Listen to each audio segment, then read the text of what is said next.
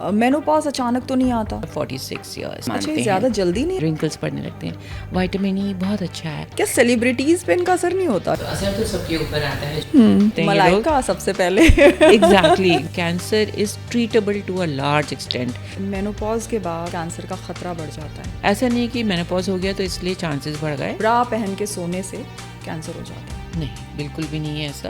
Breast का हर lump cancer होता है? कि नहीं, ऐसा नहीं होता। अगर पेनलेस लंप है तो फिर वो कैंसरस होने की उसकी ज़्यादा चांसेस होते हैं। HPV वैक्सीन लगाई जाएगी तो इससे उनकी फर्टिलिटी पे असर पड़ेगा? बिल्कुल भी नहीं। ये जो कहना कि उसको बांझपन हो जाएगा, ये बिल्कुल बिल्कुल गलत है। HPV वैक्सीन लड़कों को भी लगती है? एक औरत के बिना घर घर नहीं होता, परिवार परिवार नहीं होता। औरत हर जगह है, हर रूप में है। वो पत्नी है, माँ है, बहन है, और वो दफ्तर में है, खेलों में है, पुलिस में है, फौज में भी है। लेकिन उसकी सेहत कहाँ है? उसकी सेहत की फिक्र किसे है? वो सालों साल अपनी ख़राब सेहत को कैसे छुपा लेती है? वो जब तक बहुत बीमार नहीं पड़ती हमें पता ही नहीं चलता, क्योंकि एक औरत को हमेशा केयर गिवर समझा जाता है। लेकिन उसे भी तो केयर की, प्यार की, सम्मान की उतनी ही ज़रूरत है जितनी आपको है। वेलकम टू सेहत टॉक्स और मैं हूँ आपकी होस्ट ज्योति गोयल। आज के स्पेशल एपिसोड में बात करेंगे औरत के एक ऐसे पहलू की जिसके बारे में फैमिली में कोई बात नहीं करता, वो है मेनोपॉज। उसके अलावा उसके दो बड़े दुश्मनों की भी बात करेंगे, जो हैं ब्रेस्ट कैंसर और सर्वाइकल कैंसर। बात होगी कि कैसे अवेयरनेस से ही इनसे बचा जा सकता है। आज के हमारे सफ़र में हमारे साथ हैं दिल्ली की जानी मानी gynaecologist doctor Divya Singhal. Doctor Divya menopause और कैंसर अवेयरनेस पर 30 सालों से काम कर रही हैं और पेशेंट्स की होलिस्टिक हेल्थ डेवलपमेंट में विश्वास रखती हैं। वेलकम टू सेहत talks doctor. Thank you Jyoti for this opportunity. सबसे पहले आपसे बात करना चाहूँगी मेनोपॉज पर। जैसे कि मैंने अपने इंट्रो में भी कहा कि हम लोग 21वीं सदी में जी रहे हैं और 21वीं सदी में भी हम इस बारे में बात नहीं करना चाहते, या फिर हमारी फैमिली में लोगों की इतनी बेरुखी है इस चीज़ को लेकर कि वो लोग सोचते हैं कि अरे बड़ा नॉर्मल सा तो फेज़ है एक फ़ीमेल की लाइफ का, निकल जाएगा। तो ऐसा क्यों है? कितना तुमने गहरा सवाल पूछा है और ये कितना इम्पॉर्टेंट है। अब मेनोपॉज क्या होता है? अप्रॉक्सीमेटली 50 ईयर्स ऑफ एज पे पीरियड्स बंद हो जाते हैं।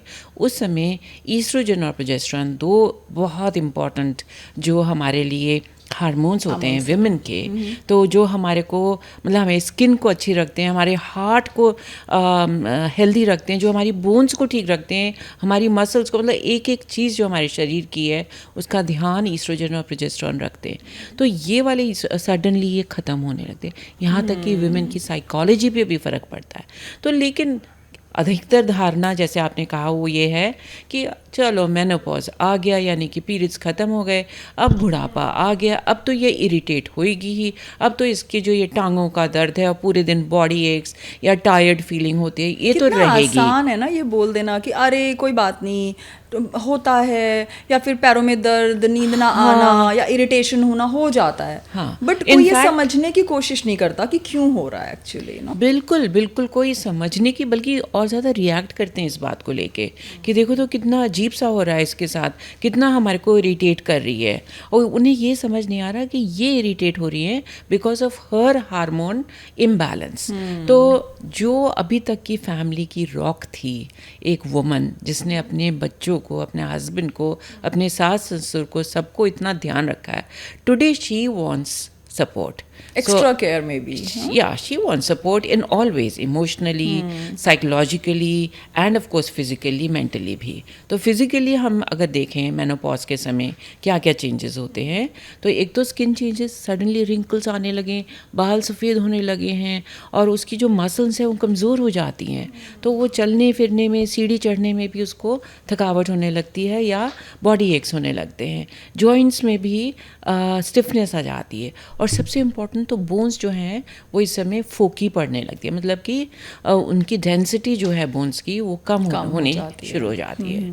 तो ये सारे के सारे जो बदलाव आ रहे हैं, उसको नींद नहीं आना, उसको इरिटेशन होना, कोल्ड स्वेट्स आने, सडनली हॉट फ्लैशेस आने, और psychologically she may be depressed, all these things are passing phase of life, ये हमें ज़रूर समझना है कि इनमें से कई चीज़ें जो हैं ये थोड़े दिन रहेंगी, थोड़े महीने रहेंगी, या हो सकता है 1-2 साल रहें, उसके बाद ये चली जाएंगी। स्पेशली जो वैसोमोटर सिम्टम्स जिन्हें कहते हैं हॉट फ्लैशेस चले जाते हैं थोड़े समय बाद, इरिटेशन चली जाती है।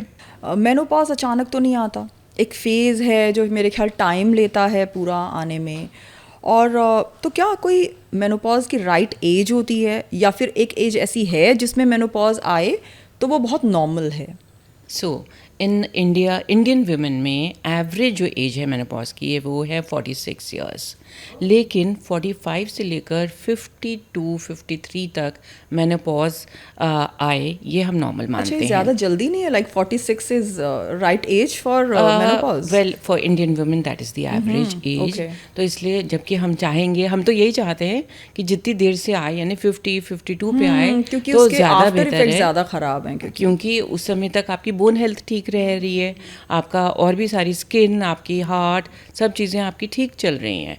जितनी जल्दी आएगा मेनोपॉज उतना ही आपके लिए नुकसानदायक है, लेकिन एक लिमिट होती है कि भाई 52-53 मैक्सिमम 54 तक मेनोपॉज आ जाना चाहिए।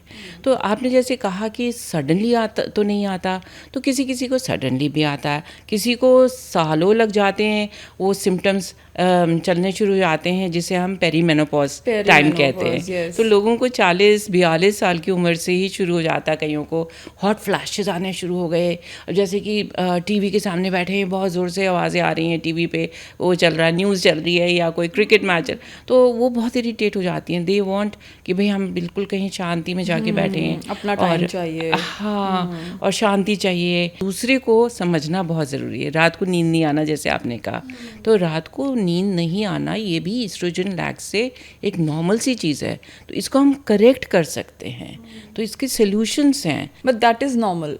जैसे आपको डिप्रेशन हो जाता है, कई फीमेल्स को मैंने सुना है, हॉट फ्लैशेस, नींद ना आना, या अचानक से नींद खुल जाना, या फिर लू ज़्यादा यूज़ करना रात में, ये सब मैंने सुना है। Absolutely. तो दैट इज़ नॉर्मल अगर ये हो रहा है तो। This is normal, but we can make it even more normal for her.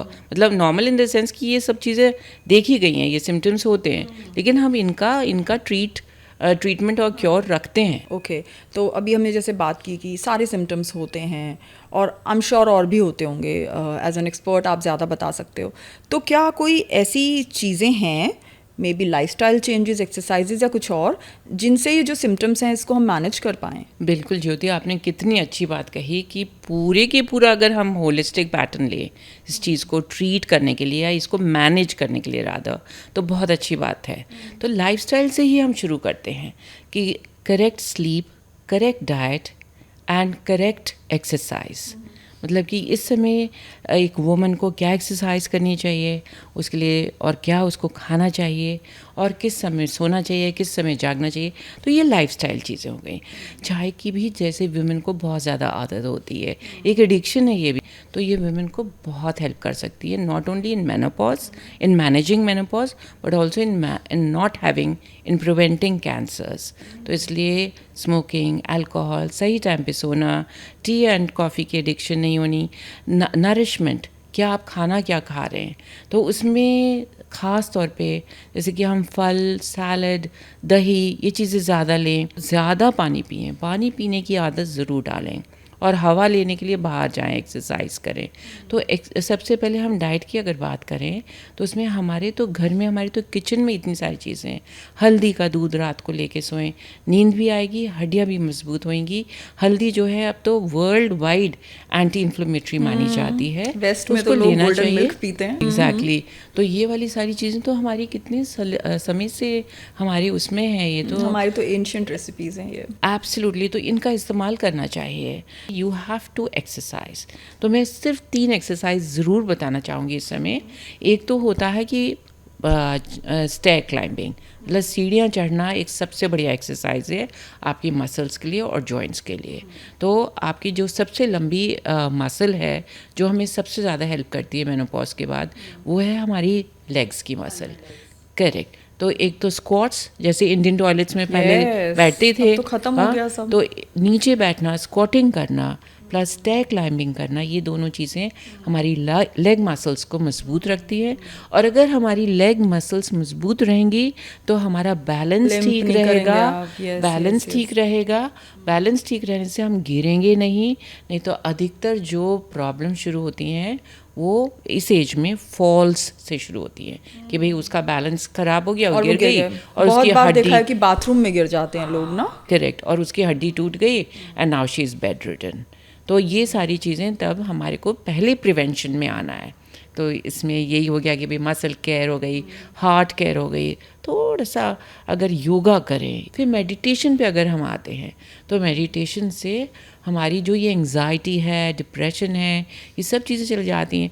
एक होता है भ्रामरी प्राणायाम, आपने सुना होगा, जिसमें कि ब्रेन को हम करके और ओम का जाप करके भी हम लोग ब्रेन को स्टिमुलेट करते हैं। तो इससे हमारा जो डिप्रेशन है, डिप्रेशन ख़त्म हो जाता है। तो देखिए ना, ये लाइफस्टाइल में ये चेंजेस लाने से कितना फ़र्क पड़ गया। कुछ ऐसे सप्लीमेंट्स बताइए, क्योंकि हमारे व्यूअर्स ऑफ कोर्स ये जानना चाहेंगे कि कोई ऐसे सप्लीमेंट्स हैं जो वो रेगुलर लें, जो वो मेडिसिन ना समझें। सो ज्योति, देखिए सप्लीमेंट्स तो बहुत हैं। विटामिन डी हर साल में 2 महीने तक वीकली विटामिन डी लीजिए, फिर हर महीने एक बार लीजिए। विटामिन बी बहुत इम्पॉर्टेंट है, स्पेशली वेजिटेरियंस के लिए, क्योंकि इसका सोर्स जो है वो वेजिटेरियंस के लिए कम है। तो इसलिए एवरी 3 मंथ्स के लिए आप रेगुलरली ले लें, फिर give a gap of about 2 months, then again take it. तो एनीथिंग आप नॉन स्टॉप नहीं ले सकते, इस बात का तो ध्यान रखना पड़ेगा। उसकी हर चीज़ की टॉक्सिसिटी होती है ना, बैलेंस में कैल्शियम से स्टोन्स बनने लगते हैं उनको। तो हर चीज़ बैलेंस में लेनी पड़ती है। तो एटलीस्ट एक एनुअल विजिट तो होनी चाहिए डॉक्टर को। तो एक विटामिन डी हुआ, विटामिन बी, आजकल मैंगनीज का बहुत चर्चा हो रही है, तो मैंगनीज और विटामिन डी और कैल्शियम, इन सब का ना एक कंपोजिट सॉल्ट आता है, वो ले सकते हैं। और it's always better to go to the doctor and then discuss it. हाँ, वैसे हर किसी की बॉडी वैरी करती है और सिम्टम्स भी। जी। अच्छा, जो चीज़ नहीं लेनी चाहिए वो भी बहुत इंपॉर्टेंट है। अब विमेन का क्या है, अधिकतर चाय के साथ नमकीनें ले ली, तो नमकीन जो हमारी पैकेज्ड फूड आता है, अगर देखा जाए तो वो रिफाइंड ऑयल में बनता है। तो refined oil works like poison, I would say. Whatever you want to eat, it should be a healthy snack. One has to think. अब आजकल उसका मखानों का बड़ा फैशन चल रहा है, जैसे कि, और सीड्स एंड नट्स एंड अंकुरित दाल, कुछ आप चना चाट बना रहे हैं या काला चना, all these kind of things are very healthy snacks and these are the things one should take. The refined oil, coming back to that, maida and white sugar. These are the 3 things which should be avoided.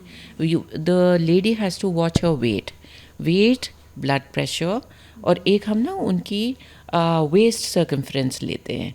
तो क्या होता है, menopause में एक और गड़बड़ होती है कि सारा का सारा जो बॉडी का फैट है, शोल्डर्स से और हिप्स से और थाइस से, वो सब जाके पेट में जमने लगता है। तो लोग कहते हैं मेरा पेट देखो कितना मोटा होता जा रहा है, ऊपर मैं तो कुछ ऐसा कुछ खाती नहीं। तो ये विसरल फैट कहलाता है, ये जाके हार्ट के ऊपर भी बैठता है और हार्ट के इर्द गिर्द भी। तो ये जो है ये ज़्यादा खतरनाक होता है। इसीलिए जो हम एक्सरसाइजेस बताते हैं मेनोपॉज के समय, ये थोड़ी डिफरेंट होती हैं, जैसे क्रंचेस हो गए, ये फिर लेग रेजिंग एक्सरसाइजेस, ताकि टमी पे वर्क करें। शायद लोअर बॉडी पे ज़्यादा असर आता है, लाइक लेग्स मैंने देखा है बहुत वीक हो जाते हैं, बोन हेल्थ जाने लगती है। तो जैसे मैंने सुना है कि लोगों को ऑस्टोपोरोसिस हो जाता है, ऑस्टोपीनिया हो जाता है। बोन हेल्थ को अच्छा रखने के लिए आप क्या कर सकते हैं मैम? बहुत इंपॉर्टेंट बात आपने कही।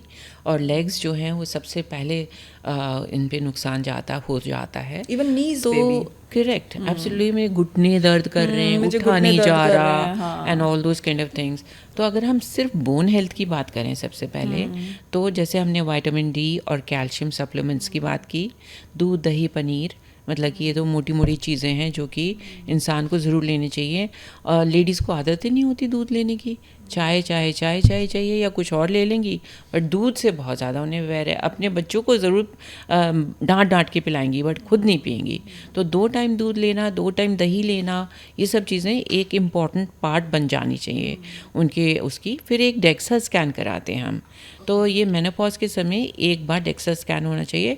वो स्कैन होता है, वो एक तरीके का एक्सरे होता है जो हमें बोन डेंसिटी बताता है पेशेंट की, एक तो रीढ़ की हड्डी की और एक जो हिप बोन की होती है, क्योंकि ये दो सबसे ज़्यादा कमज़ोर हो जाती हैं। अकॉर्डिंगली हम उनको कैल्शियम की सप्लीमेंट्स और एक्स्ट्रा बताते हैं। अगर उससे भी ज़्यादा भी है हमारे पास चीज़ें जो कि हम देना पसंद करते हैं। If the patient has osteoporosis, like you said, osteoporosis का मतलब बहुत ज़्यादा उनकी बोन की डेंसिटी कम हो गई है, तो उसमें कैल्शियम सप्लीमेंट्स के भी ऊपर जाना पड़ता है हमें। आपने बात भी की कि हम अपनी किचन में ढूंढ सकते हैं सबसे पहले चीज़ें, तो क्या ऐसा है कि जो वो हॉट फ्लैशेस होते हैं ना, तो इसके लिए क्या हम कुछ कर सकते हैं मैम कि नींद भी अच्छी आए, हॉट फ्लैशेस ना हो रात को? वही बात है ज्योति कि लाइफस्टाइल चेंजेस से लेकर दवाइयों तक हमारे पास सब कुछ है हॉट फ्लैशेस को कंट्रोल करने के लिए।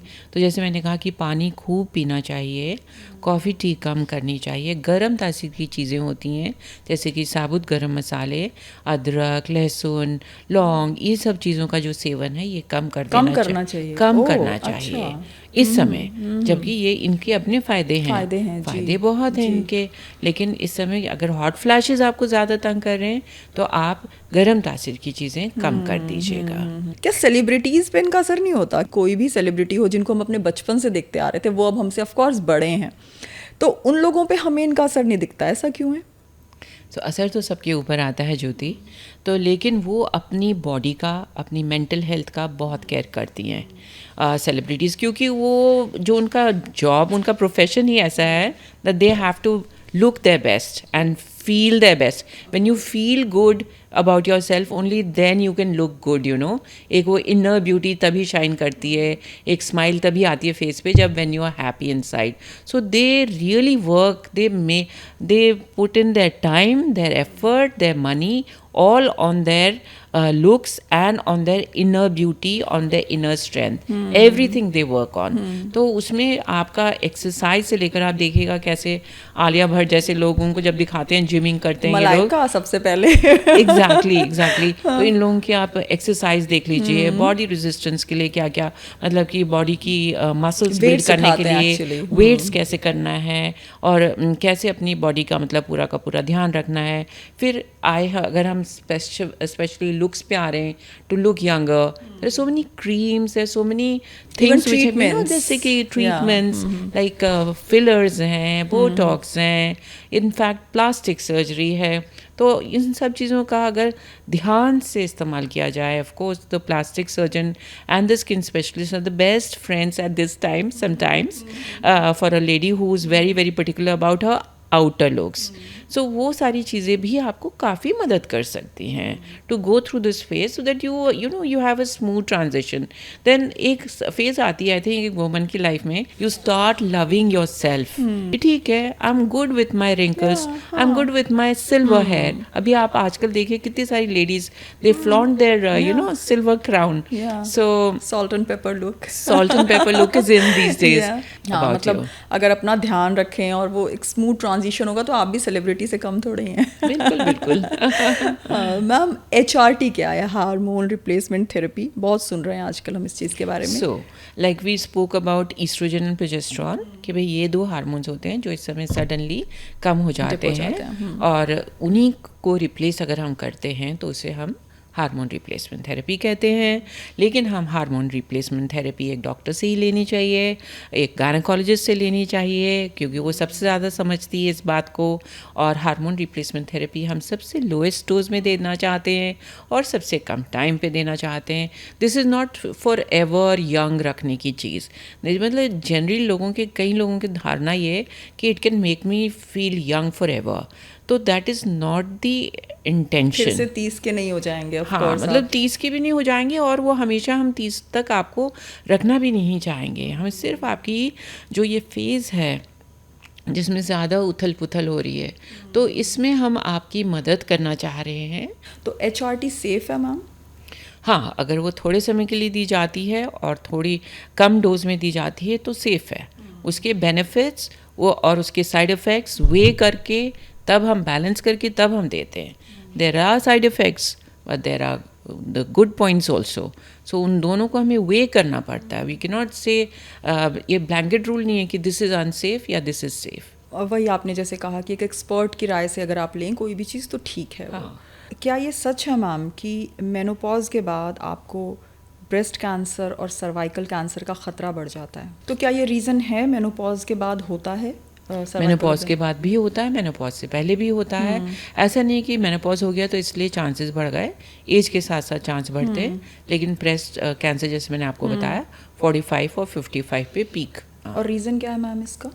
पोल्यूशन मतलब जो खाने में भी जो पेस्टिसाइड्स और इंसेक्टिसाइड्स पड़े होते हैं इतने ज़्यादा कि वो कैंसरस होते हैं। हार्मोन्स डले हुए होते हैं, अब दिखाते हैं जैसे टीवी पे, मिल्क को भी मिल्क में। इतना ज़्यादा वो अडल्टरेटेड होता है, पानी तक हमारा सही नहीं है, हवा तक सही नहीं है। तो यही सारी चीज़ें, पोल्यूशन जो होता है ना, वो जो सेल के लेवल पे जाके काम करता है और वो उसको एज कर देता है, सेल को काम नहीं करने देता, उसकी एनर्जी चूस लेता है इन अ वे, इन लेमेंस टर्म। तो इसलिए वो जो चीज़ होती है वो अबनॉर्मल बनने लगती है, फिर अबनॉर्मल एक्टिविटी शुरू हो जाती है। तो एक पोल्यूशन हो गया, अल्कोहल एंड स्मोकिंग, फिर obesity, so all those kind of things, मतलब sedentary habits make a difference. इसकी वजह से भी कैंसर्स बढ़ रहे हैं। मैम जैसे आप कैंसर अवेयरनेस पे काम करती हैं और काफ़ी साल से काम कर रही हैं, मैम आज भी लोगों में ये डर क्यों है कैंसर को लेके? कैंसर नाम को लेके बहुत डर है और उसी डर की वजह से वो लोग स्क्रीनिंग तक नहीं करवाते। आप जी। क्या वजह मानती हैं इसके पीछे? बिल्कुल, ये डर तो हमें निकालना होगा ज्योति, आपको सबको मिलके ना ये डर निकालना होगा, क्योंकि cancer is treatable to a large extent.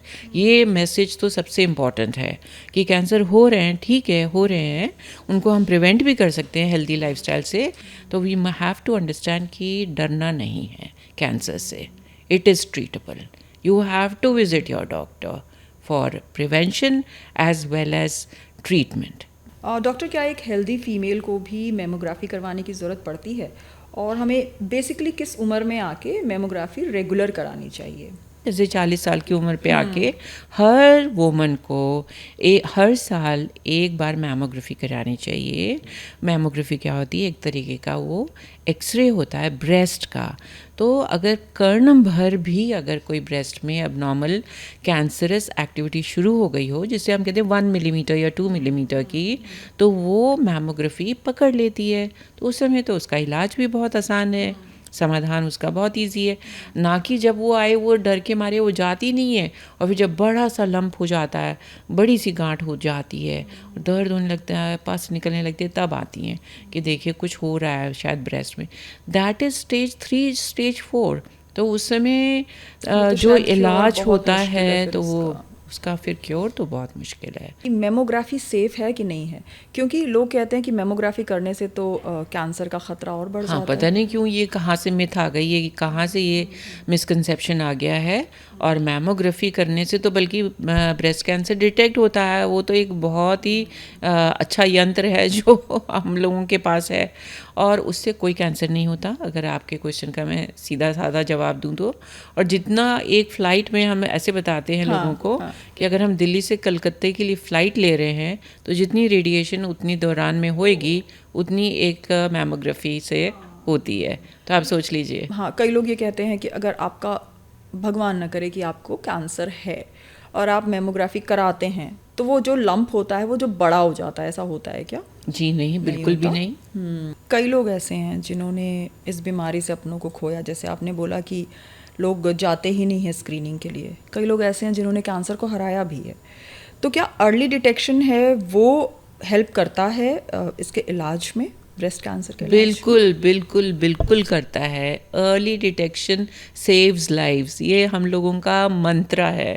Early detect कर लेते हैं हम तो हम मतलब कि रियली सेव कर सकते हैं लाइव्स को।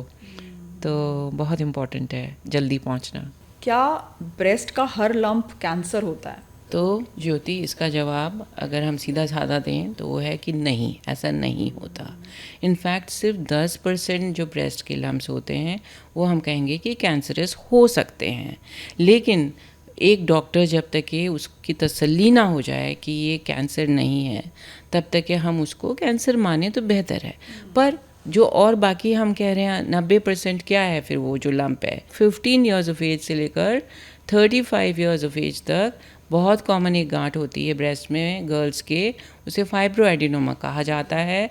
वो बिल्कुल बिनाइन होती है, मतलब वो नॉन कैंसरस होती है। फिर भी डॉक्टर को दिखाना बहुत ज़रूरी है, क्योंकि आजकल यंग गर्ल्स में भी हमें कैंसर्स मिल रहे हैं, तो इस वजह से दिखाना ज़रूरी है। फिर एक सिस्ट होती हैं, फाइब्रोसिस्टिक डिजीज़ होती है, उसमें छोटी छोटी छोटी छोटी मल्टीपल सिस्ट बन जाती हैं ब्रेस्ट में, और ये क्या वो पेनफुल भी होती हैं। तो वो पेन, इनफैक्ट जनरली ये मतलब कि सोच है, ये विचार है लोगों का, धारणा है कि अगर पेन है तो इसका मतलब वो कैंसर हो सकता है, बल्कि इसका ऑपोजिट ही है लिटरली। अगर पेन है तो कैंसर होने के चांसेस कम है। अगर पेनलेस लंप है, कोई गांठ है जो कि पेनलेस है, इम्पोर्टेंट है। तो फिर वो कैंसरस होने की उसकी ज़्यादा चांसेस होते हैं। बट ये एक मोटी मोटी बात बता रहे हैं, मतलब उसको अगर डिटेल में देखने के बाद और उसकी एक्सरे कराने के बाद ही हम we can come to the final conclusion. तो और भी चीज़ें, और भी टाइप के लम्प्स होते हैं ब्रेस्ट में। लोग कहते हैं कि ब्रा पहन के सोने से कैंसर हो जाता है क्या ऐसा? नहीं, बिल्कुल भी नहीं है ऐसा। लेकिन हाँ, bra should always be a well fitting, well supporting bra, in the sense it should be comfortable. और कई लोगों को तो बल्कि रात को ना, जिनके हैवी ब्रेस्ट होते हैं, उनको तो ब्रा पहन के ही सपोर्ट, हाँ, उनके लिए तो it is in a way very comfortable. Ma'am, breast self examination क्या खुद किया जा सकता है, और हमें ये कब करना चाहिए?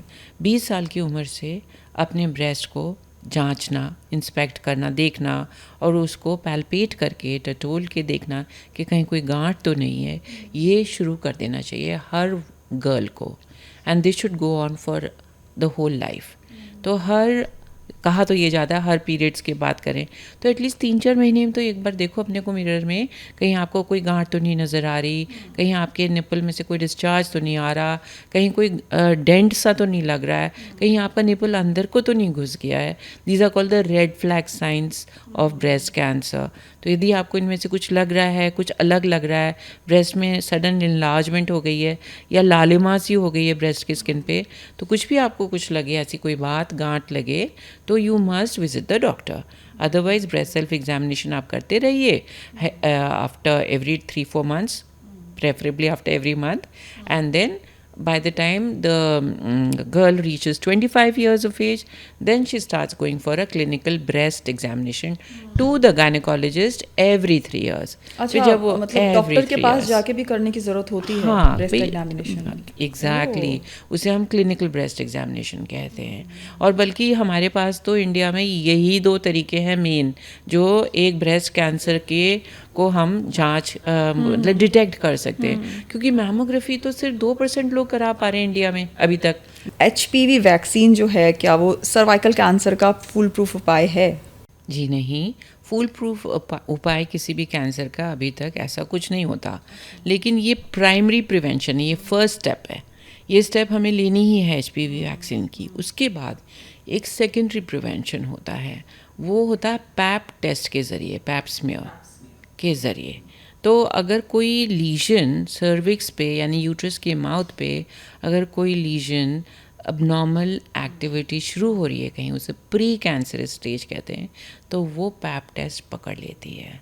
और पैप टेस्ट करवाने में पेशेंट को कोई डरने की ज़रूरत नहीं है, उसे कोई तकलीफ़ नहीं होती। वो सोचती है उसे डर लगता है कि भाई क्या होने वाला है, तो कुछ नहीं होने वाला है, एक जनरल चेकअप होने वाला है। उसमें से उस एरिया का थोड़ा सा पानी ले लिया जाएगा बहुत सॉफ्ट ब्रश से, और वो टेस्टिंग के लिए भेज दिया जाएगा, जिसमें HPV वायरस की भी टेस्टिंग होती है, और ये भी देखा जाता है कि सेल्स में कोई अबनॉर्मल एक्टिविटी तो नहीं शुरू हो गई। तो ये दोनों चीज़ें हमें जब पता चल जाती हैं, फिर हम आगे उसका इलाज करते हैं या आगे उन्हें सपोर्ट देते हैं। तो ये सेकेंडरी प्रिवेंशन हो गया। तो दोनों चीज़ें ही बहुत ज़रूरी हैं। Primary prevention by HPV vaccination, then PAP test. Every 5 years we start at the age of 30 years and we continue up to the age of 65 years. और 5 साल में तो कराने हैं। तो 5 साल में पैप स्मीयर इज ओके करवाना। और जो HPV वैक्सीन है वो तो उम्र में एक ही बार लगता है, मतलब अच्छा, मतलब रिपीट करने की ज़रूरत नहीं होती। जैसे 9 से 15 साल की लड़कियों की उम्र की लड़कियों को सिर्फ 2 डोज देते हैं हम। उनसे बड़ी लड़कियां जो हैं 15 साल से ऊपर, उनको 3 डोज देते हैं। 45 साल की उम्र तक हम HPV वैक्सीन इंडिया में देते हैं। अगर फीमेल जैसे मैरिड है, आपने बताया कि हम 9 से 15 तक लेते हैं, और अगर फीमेल मैरिड है तो क्या उस पर HPV वैक्सीन उतना ही असर करती है? उतना असर चाहे ना करे, लेकिन बहुत अच्छे से असर कर सकती है। सो ऐसा नहीं है कि वो शादी हो गई तो इसलिए अब कोई फ़ायदा नहीं है।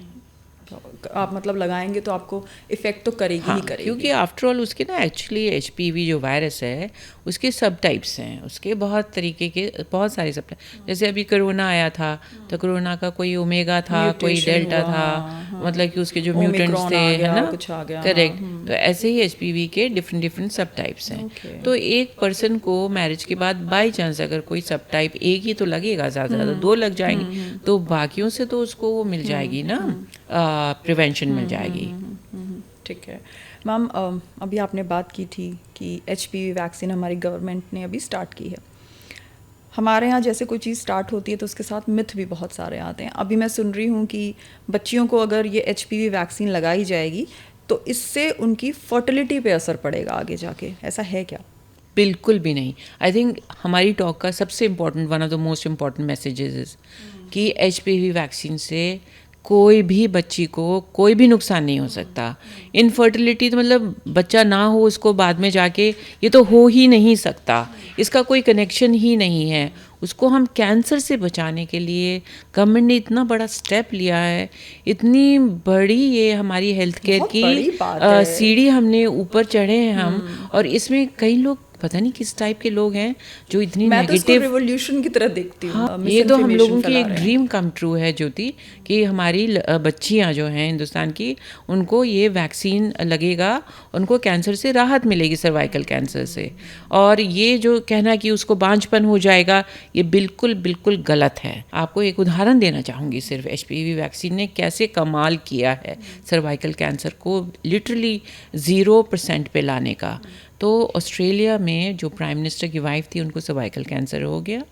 तो उन्होंने कहा कि अगर मेरा ट्रीटमेंट, और उनका ट्रीटमेंट करना पड़ा जो कि बहुत ज़्यादा तकलीफ़ देता है इंसान को, कहीं रेडियोथेरेपी पे जा रहा है, कहीं सर्जरी हो रही वगैरह।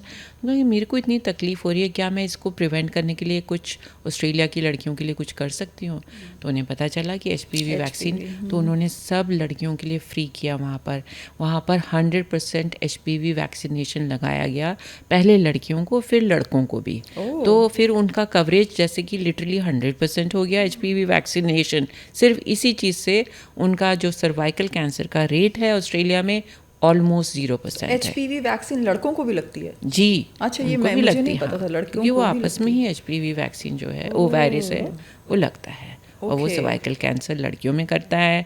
लड़कों में वो क्या क्या कर सकता है? लड़कियों में सर्वाइकल कैंसर मेन है, लेकिन इससे वल्वल कैंसर, विजाइनल कैंसर, और लड़कों में पेनाइल कैंसर, थ्रोट कैंसर, यहाँ तक कि और lung cancer to a certain extent, सब जेनाइटल वॉर्ट्स, आपने वॉर्ट्स हाँ, सुने warts होंगे, सुना है, तो ये जी। सारी चीज़ें HPV वायरस से ही होती हैं। तो खैर वहाँ पर जो हम ऑस्ट्रेलिया की बात कर रहे थे, HPV वैक्सीन से वहाँ पर सर्वाइकल कैंसर का रेट ऑलमोस्ट 0% हो गया है। मैम, क्या मेंस्ट्रुएशन हाइजीन और सर्वाइकल कैंसर का कोई कोरिलेशन है? हाँ, कुछ हद तक हम कहेंगे, क्योंकि HPV वायरस जो है वो अगर कहीं से भी पिक भी हो सकता है, तो ऑफ कोर्स मेंस्ट्रुअल हाइजीन और अपना अपना हाइजीन मेंटेन करना तो बहुत इम्पॉर्टेंट है फॉर मैनी रीजंस। और मैम, क्या अगर किसी के परिवार में पास्ट में कैंसर रहा हो, या फिर आपके जेनेटिक्स में ऐसा है कि आपको कैंसर हुआ हो किसी भी महिला को, तो क्या आपको ज़्यादा सावधानी बरतनी चाहिए? तो जैसे सर्वाइकल कैंसर है, ये जेनेटिकली पास नहीं होता, ये वायरस से ही पास होता ब्रेस्ट है। कैंसर? लेकिन ब्रेस्ट कैंसर में जेनेटिक्स होती है। तो सिर्फ अगर किसी की फैमिली में फर्स्ट डिग्री रिलेटिव्स जैसे कि हो गए भाई फादर, मदर, उसके ब्रदर, सिस्टर्स, या अपने बच्चे, तो इनमें से अगर किसी को प्रोस्टेट कैंसर हो रहा हो, किसी को breast cancer, ovary cancer, ovarian cancer, या किसी को यूट्रस का कैंसर हो रहा हो, या पैनक्रियास का, तो ये 5-6 जो कैंसर्स हैं ना, और कोलन कैंसर, ये सब बहन भाई हैं, ये कज़न्स हैं, ये सेम जीन्स शेयर करते हैं। तो यदि इनमें से कोई भी कैंसर हुआ हो फर्स्ट डिग्री, तो that person should take more precautions regarding वो, that person falls in the high risk category for breast cancer, ovarian cancer. तो उनके लिए हम ज़्यादा उनकी मॉनिटरिंग करना पसंद करते हैं। 25 ईयर्स ऑफ एज से ही उनकी कई टेस्टिंग हम शुरू कर देते हैं, so that she doesn't get cancer. आपने जैसे एंजेलिना जोली का केस तो सब नहीं सुना हुआ है, तो उसमें यही हुआ था कि उसकी अपनी मम्मी और उसकी आंट यानी कि मौसी दोनों को कैंसर्स हुए थे, ओवरी एंड ब्रेस्ट के।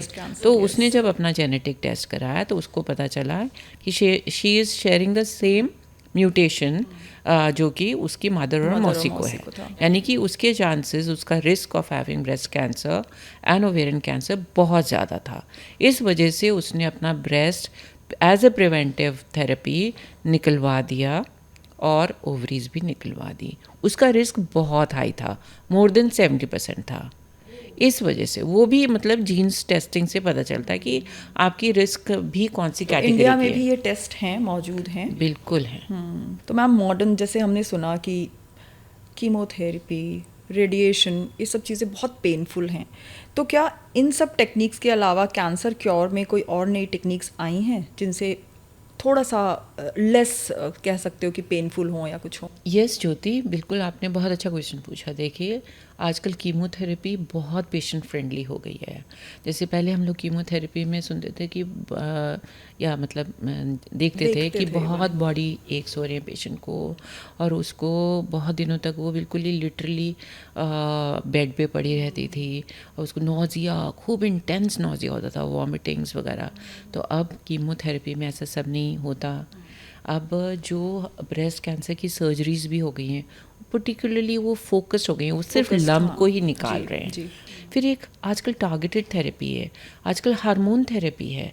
तो जैसे कई ब्रेस्ट कैंसर्स जो हैं वो ईस्ट्रोजन रिसेप्टर पॉजिटिव होते हैं, प्रोजेस्टेरोन रिसेप्टर पॉजिटिव होते हैं, तो उनके अगेंस्ट हार्मोन्स दिए जाते हैं, उनके अगेंस्ट दवाइयाँ दी जाती हैं जिससे जो एंटी एस्ट्रोजेनिक होती हैं, जिससे कि वो कैंसर ख़त्म हो सकता है और आगे भी ना आए। तो इसलिए ये सारी चीज़ें भी आ गई हैं and they are available in all the cancer institutes. तो इम्यूनोथेरेपी क्या है मैम? बहुत बढ़िया क्वेश्चन पूछा आपने।